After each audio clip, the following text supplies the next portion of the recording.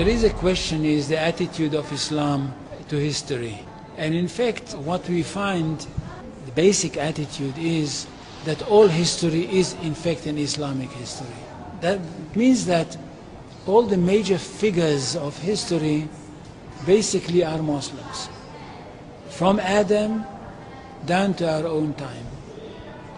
So if the Jews or the Christians are demanding something and basing it on the fact that there was a king called Solomon or a king called David or a prophet called Moses or Jesus, then of course what they are doing, they are saying something which is not true, or in fact they don't know that all these figures were basically Muslim figures. They were, in fact, since the creation of the world there is only one religion, and this is the religion of Islam. So if anybody says, look, there is a place which is connected with Solomon, and that's the place where the Temple of Solomon stood, a true Muslim would tell you, yes, absolutely right, but don't forget that Solomon was a Muslim. And David was a Muslim, and Abraham was a Muslim, and Isaac was a Muslim, and Jesus was a Muslim.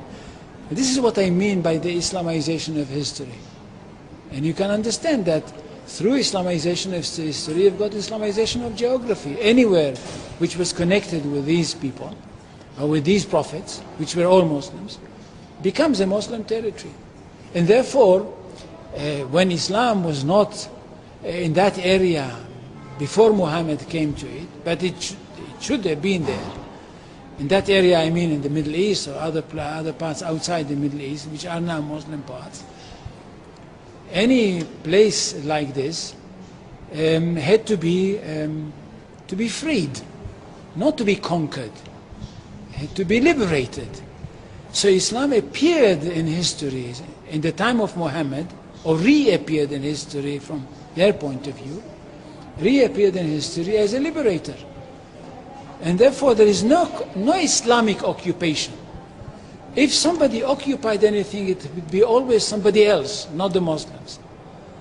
So there is no Islamic occupation, there is only Islamic liberation. So there is no Islamic occupation, there is only Islamic liberation.